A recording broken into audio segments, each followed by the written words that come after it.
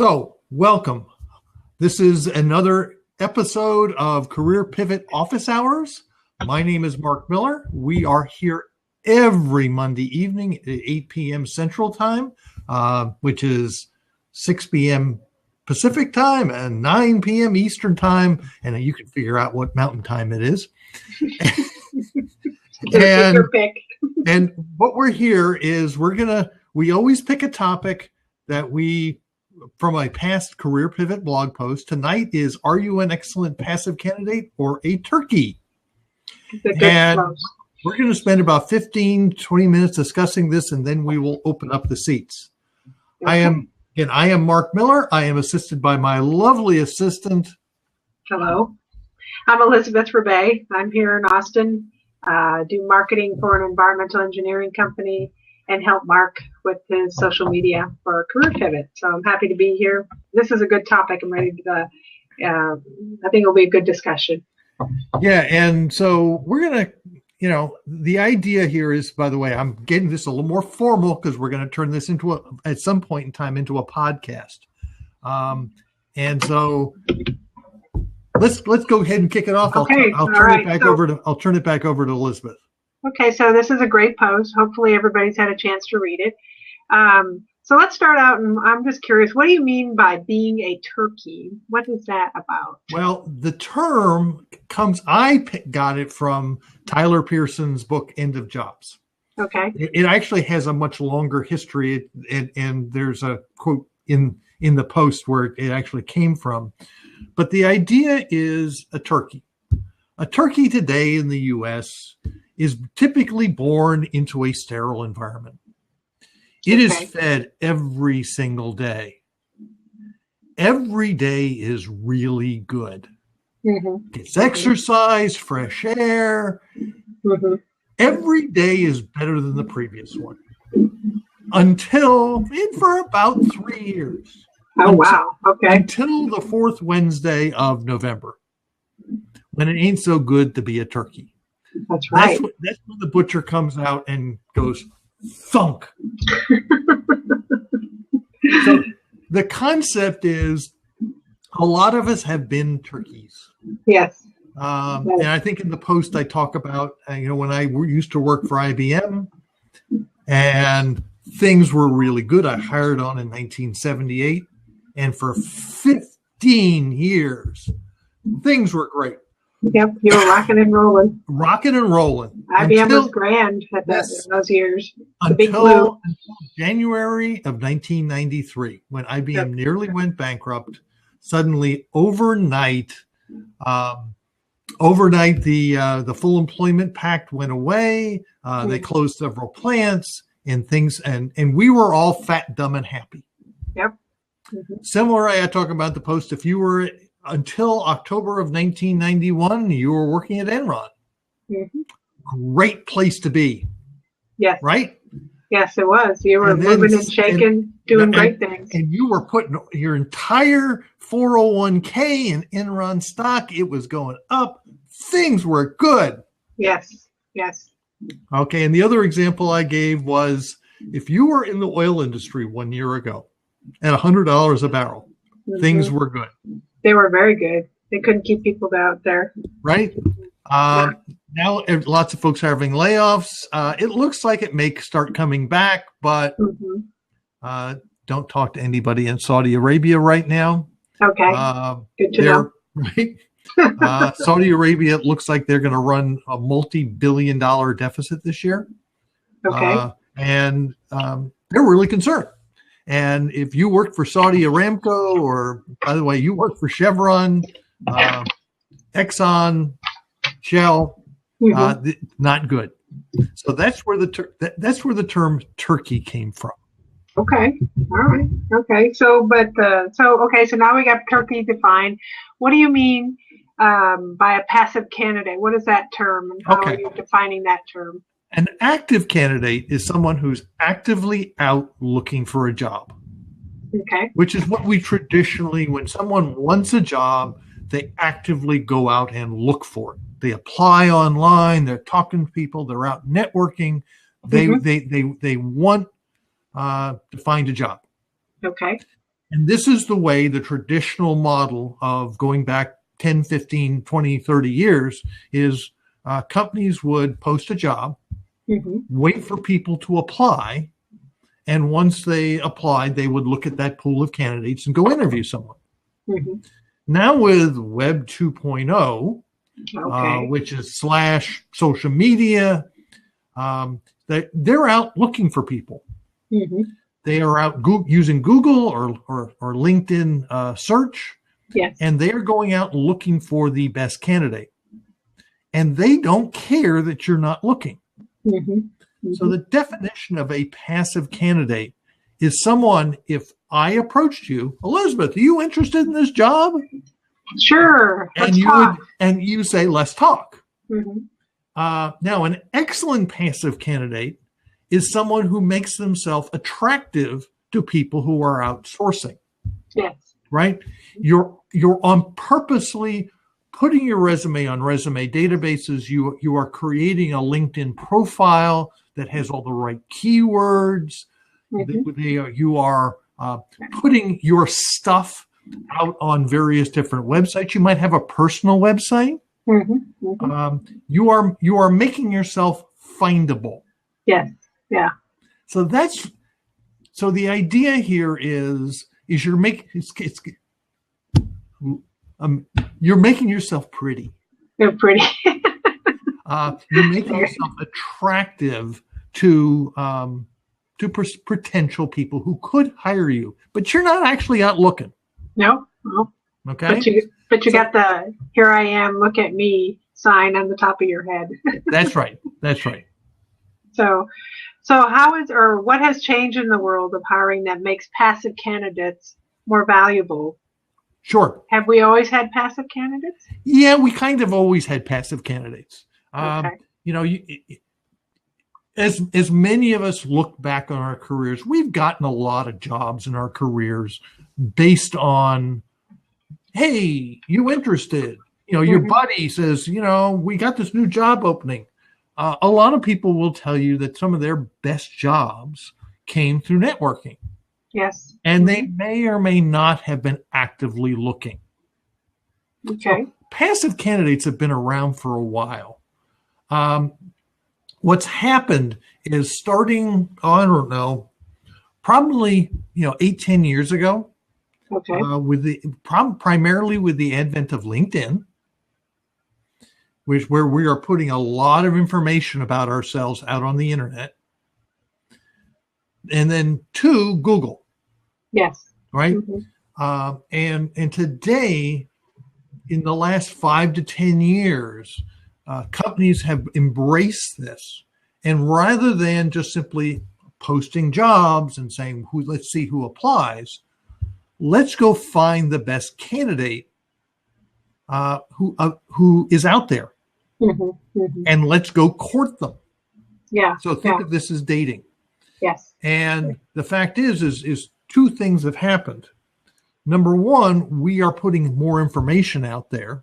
And this is everything from, LinkedIn, be able to post, to put posts out there, put attachments. If you're a coder, you can go to GitHub and go put coding samples up. Yeah. If you are a marketing person, you could go on SlideShare and post your presentations. There are, depending on your profession, there are different websites where you can say, by the way, this is what I do. Look at me, look at me, look at me. Yeah. Right? And so, and the fact that the recruiting platforms, everything from Google, and Google actually has some really cool ways that I can build searches. There's this custom search that I discovered here recently. Oh, okay. I can build a custom search where I can find people. Okay. I can build a custom search that I can store, and I can customize it on the fly with Google. Oh, wow. Okay. And I can say, oh, by the way, only search these websites in this way. Yeah, exactly. I mean, that's nice. I mean, you can really hone in on the people that you really want. And so are recruiters using that right now? Yes, Okay. recruiters are using that. They're also using the recruiting packages on LinkedIn to do very, very customized searches. Okay. So that's why it's even more important to make sure your LinkedIn profile is up to date. You have the big look at me sign on the top of your head. Yeah, it's understanding. If I'm a social media person and I want to be found in certain industries, what's the industry terminology I need to be using? What's the social? If I'm an expert in Facebook or LinkedIn, or I'm a blogger, or I'm a WordPress person, using the terminology, but also using the terminology of the industry that wants you, because they're all searching differently. Okay. And so it's a matter of, again, it's making yourself pretty. Yep. And you have to understand what they're looking for. And what's funny was, I think it was here recently, there was a lot of controversy because Florida State, I think it was Florida State, somewhere in Florida, where there was the school put out a criteria for what they wanted cheerleaders who were right, and they said they needed to have spray, have a tan, if not have a spray on. They didn't want to have no nail polish, no dark dusky, And similarly, this is very similar. Is if they're looking for a specific kind of individual, you want to look like that individual. You want to put on your makeup. Sure. And so the idea is to put the information out. One of the key things that you want to be able to demonstrate is not that you can do something, is you have done something. Yeah. Demonstrate it. Yeah. And if you're someone like myself, where a lot of my career I did proprietary things where I couldn't, go off and write something that shows that you know your stuff. Yeah. So it's become more of a dating process, rather than the candidate showing up at the dance and say, I'm interested. It's a dating process. Think of this as online dating. Yeah. Right? Yeah. Everyone's looking for everyone else. Yeah. And so, for example, I may put myself up on a dating site, but I'm not ever looking, but I hope someone finds me. Yeah. That's why. And the fact is, everybody should be looking for their next job. Yeah, exactly. If you're not, you are a turkey. Yes, we don't want turkeys. And you do not want to be a turkey. Okay. Because as we have learned, I can't say the 4-letter word, stuff can happen at any time. You get gobbled. We can say that. Yes. More ways than one. That's right. And this is one of these deals of where if you're just going to sit out there and wait, sorry, things, and we're going to see this is going to happen more and more frequently, particularly as we move to more of a contract or gig economy. Yeah, exactly. And I think, it really opens up the doors for a lot of people because you can, really highlight the things that you want to do if you want to move into a new area, or you really like doing a specific task or skill or whatever, then you can really, showcase that and rely on that to help you find your next job. So, I think this is if you look at it, it could be a great opportunity all the way around. So the challenge is most of us a lot of folks are very uncomfortable tooting our own horn. Especially the baby boomers. Yes. And because we were told that you're not supposed to do that. Yeah. And so it's taking, again, it's putting on the makeup. Yeah. I mean, that's a good analogy of just simply, and not make yourself something you're not, but it's kind of tweaking your image so that you're attractive. And this is one of the key facts of, we did the session a couple of weeks ago on if you're the perfect candidate, you're not going to get the job. Mm-hmm. Most companies don't want the perfect candidate. Yeah. They want someone who they can stretch, that's going to grow into the job. Mm-hmm. And so you'll never be the ideal candidate, and that's okay. Yeah. Okay. Well, this leads us into another question I have is like, well, how does one make yourself an excellent passive candidate? What do you need to do to create that? Okay. The first thing to do is create a really good LinkedIn profile, which leads into next week's session on the anatomy of a good LinkedIn profile. And we'll talk about that next week. Okay. The key thing here is on your LinkedIn profile, put work product, and other things on there that make you attractive. Yes, you should have a personal website. Okay. It is now with the new domain names. I have mark.miller, MARC.MILLER, Okay. as .me as a domain. Okay. Okay. If you go to that, it happens to be an about.me website. Okay. You can do that pretty easily. It's about $8 a year for most people. And what it does is it will extract all your information from your LinkedIn profile, and then you go customize it. Okay. You could use an about.me website. You could go get a WordPress.com website, which, by the way, is nearly free. I talk about Jim Adcock on my blog several times. Jim serves on my Launchpad board with me. And Jim, his website is he's the SharePoint therapist. Okay. And he's done a very good job of branding himself. And the only thing he pays is the small amount for the domain each year. So he pays like $12 a year or something like that. Okay. It's very inexpensive. And he has a WordPress blog. Okay. You could go host your own blog, get a self-hosted blog. Again, these are all different levels of things that you can do that allows you to showcase your talents. Yeah. Okay. And before, it used to be really hard to get your name.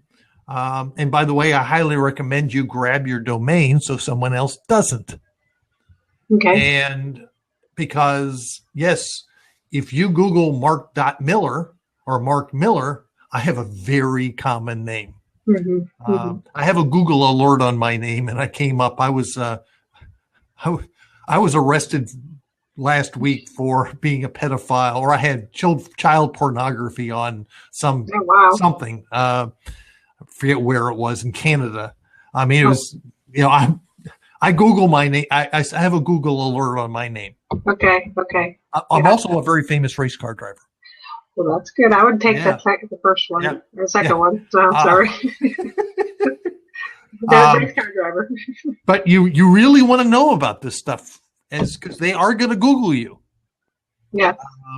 And you want to be able to know what's going on with your name, particularly someone like myself with a very common name. Yeah. Now, fortunately, it's MARC, which is not a common spelling. The other piece is, yes, you want to be able to put up your various stuff, your work product. I have a lot of stuff up on SlideShare. Okay. If you're a programmer, you want on GitHub. If you're a graphic artist, you want things up on Pinterest. Depending on what you do, yes, you want to be able to start putting your stuff under your own name. Yeah. And so, for example, Elizabeth writes blog posts for me, and they're under her name. And you want to make sure for example, if you write a guest post, if you're a writer and you're writing guest posts, and I get asked all the time by young writers to write a guest post for me. And I do about once a month. I take if they show me they've got good skills and they're good enough to write something they're going to propose something that's appropriate, I let them do it. Sure. All they're really looking for is their name is on the post, and it's on a prominent site. Yeah. And I get a lot of that because we get 15, 20,000 visitors a month. We're not a huge site, but for most of these people, that meets their criteria. Yeah, no, right. I mean that's a nice site to add to their list. Right. So you're looking for ways to publicize your work. Again, if you're a programmer, you're going to put it up on GitHub. If let's use the example. If you're an engineer, you might be proposing presentations or offering, as Stan we talked about before. Stan's looking at doing presentations at various different meetup groups. Well, Meetup or things like that actually are searched by Google. Yeah. And by the way, you can, once you do one of those things, you can put up your presentation there or put up your photos. Okay. Right? Anything that's going to get your stuff with your name on it on prominent sites. Did you want to be found? Do you want to have them look at me? And then in that way, it shows you that you're out there doing different things, and if you're not telling somebody, you're actually showing them your product. And I think sometimes we lose that, but that's just as important. I mean, to show what we can do. Yeah, this is the one thing that has changed 180 degrees. Don't show me. Don't tell me. Show me. Yeah. And this is even easier now when. Something I've been working with Stan on is I said, if you wanted to, you could go get essentially a 1-month trial account on GoToMeeting, do a webinar with nobody out there, present your material, record it, and put it up on YouTube. Yep. Yeah, nobody has to know that people, we're not there. So this is not hard, but you want to be able to demonstrate that you know your stuff. Particularly when you want to. Again, I'm going to talk about Stanley here. He wants to go up to meetup groups and offer to do presentations. What's better than saying, "Oh, by the way, I did this webinar," and by the way, you can go to YouTube and go watch it. Yeah. And if you do a good job, they're going to go, wow, this guy knows his stuff. He does. Yeah. So, again, how do I know you know your stuff? Yeah. That works. So, we're about 23 after the hour. I think it's about time for me to unlock the seat. So, who wants to join us? And we've got a couple of folks on. I know Stan's out there. He'll probably join us. And we have Carmen. Maybe Carmen wants to just hop in. Carmen, you got any questions? There's some other people watching us, so either type us your questions or jump on in the seat. So. And I see Mike's out there. Yeah.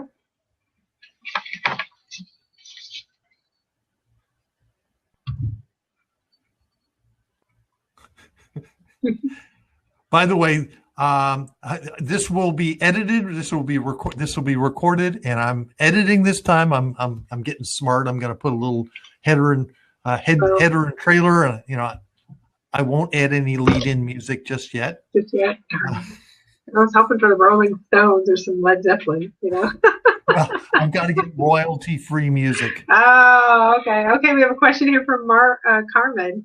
Yes. If you're a private person, how do you talk yourself into putting yourself out there online?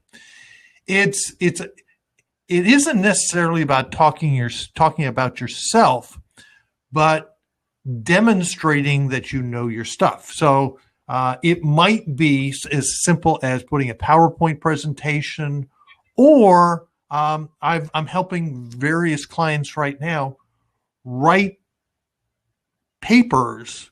I just finished with a client who literally wrote a 21-page marketing paper for himself.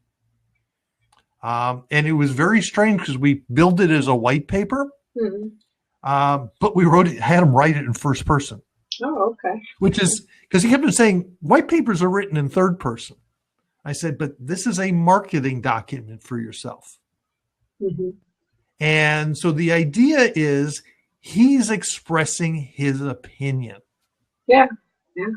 And by the way, he did a really nice job. Well, good. It has to do with IT stuff, but it really demonstrates that, and it demonstrated that he knew his stuff, and we very specifically targeted the paper at one company.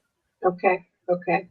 And by the way, we're sending that document directly to the head of consulting. My editor just spent 6-7 hours editing it. Oh, wow. Wow. And it's a whole different story. There are a number of interesting things because he's not a native English speaker. Okay. But oh, wow. Well, yeah. Mm-hmm. You know, if you asked me to speak German and write great grammar, I'm sorry, I couldn't do it. Yeah, no, I get that. But the point is, it's a really good document, mm-hmm. and it really demonstrates that what he knows. So, Carmen, does that answer your question? Hopefully. You know, whatever you're trying to demonstrate, whether it's an artistic skill, whether it's a written skill, whether it's a skill in a particular industry, it's a matter of writing things. Now, if you write something, yes, go get it reviewed. Yeah. And the thing is, there's a lot of people out there that can help you do that. Editors. Well, there's Fiverr out there. Yeah. But more importantly, what I had my one client do, I had him send it to 2 or 3 of his friends in the industry and say, please go look at this for content. Sure. Does this make sense? Mm-hmm. Get other people's opinions, mm-hmm. Both from a content, and then find someone who is willing to proof it. Yeah. Edit. Yeah. So as Carmen writes, that helps. Still getting my arms around what the job search is like in 2016. I'm caught in another time zone. Yes, that is very, very common problem. Mm-hmm. The world has turned 180 degrees, and the problem is if you just sit and wait for jobs to get posted, most of the time you're too late. Yeah. And go ahead. One thing I'd like to add is that I was part of that group that was very hesitant to post or put some information out online about who I was and such.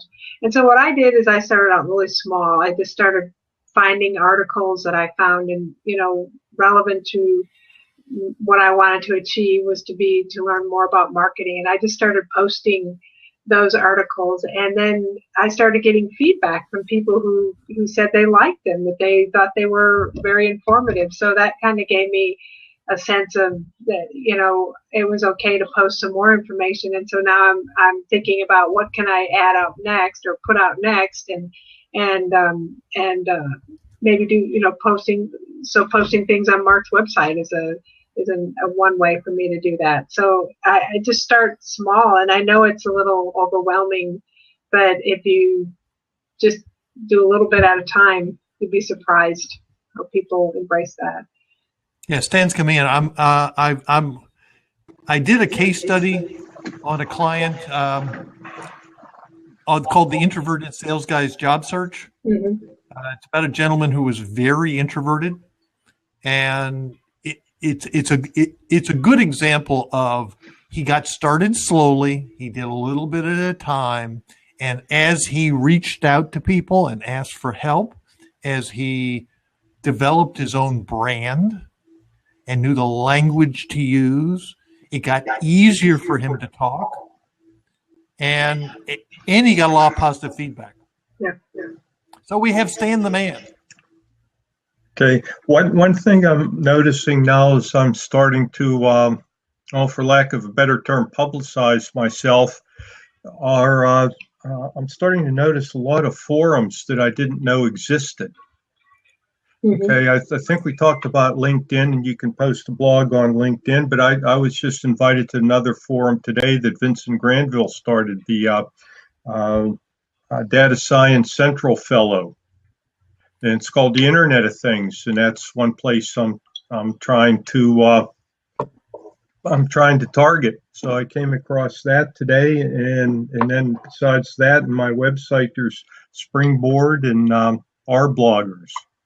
So yeah, well, what you're finding is things that are very niche to what you're doing. Now, is everyone going to get on those? The answer is no. But fortunately, again, the more you get on, the more you will find these little niche, but very powerful places to get on. It's similar to I have a client who has a very niche, and one of the things we branded her a data photographer.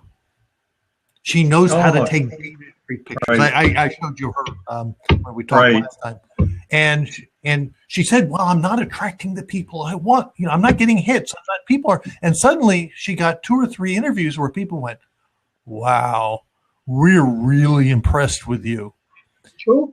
And the point is, you want to attract the people you want to attract. You don't want to attract everybody. Yeah. And the more niche you are, the idea is to make you a magnet for the people that you want to attract. And that's not everybody. And so I'll use the example. I used to rebuild Fiats. When I was young and stupid, I rebuilt Hondas and I rebuilt Fiats. And the Hondas I could rebuild an Accord, and I put it up for sale, and I get 25 people to come out, and someone would buy it in 3 weeks. I'd rebuild a Fiat, and in 3 weeks, I only get 2 people to come out. But one person would always buy it. Right? So the number of people who were attracted was much smaller.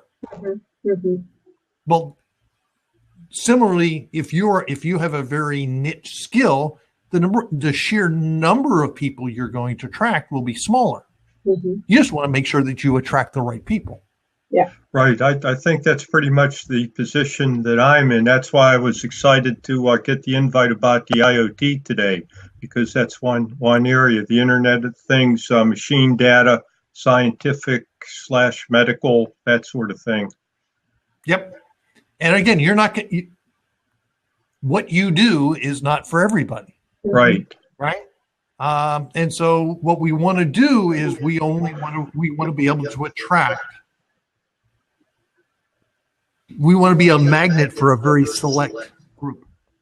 Right. I'm really not too much interested in doing big data by analyzing Twitter streams or something like that. Doesn't appeal to me at all.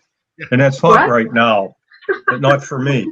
I mean, you don't want to be able to analyze geolocations off Twitter streams and figure out whether people are tweeting about Beyonce or Kim Kardashian or Prince or what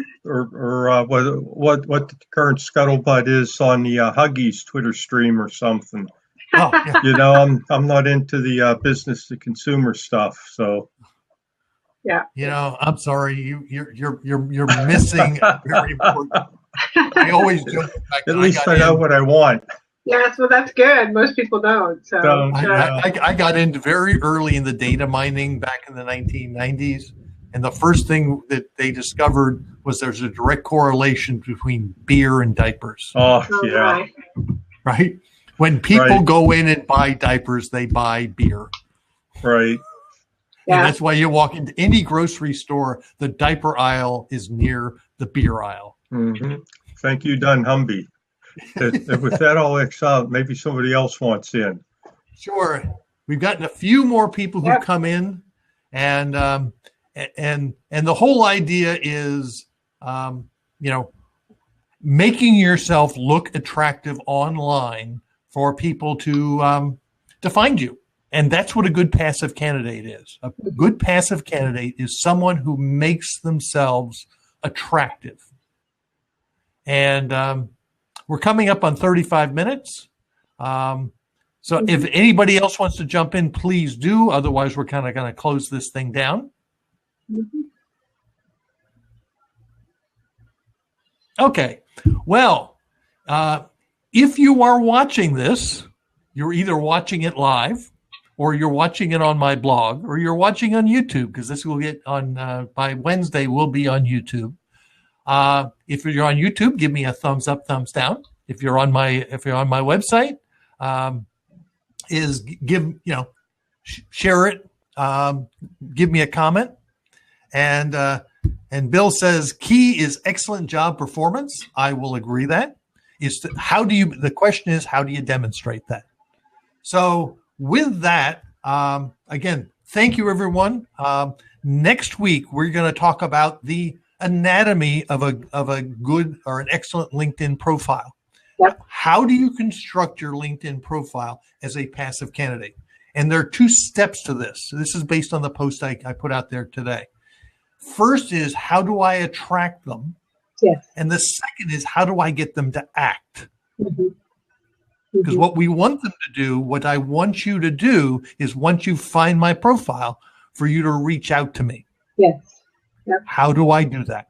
So with that, thank you very much.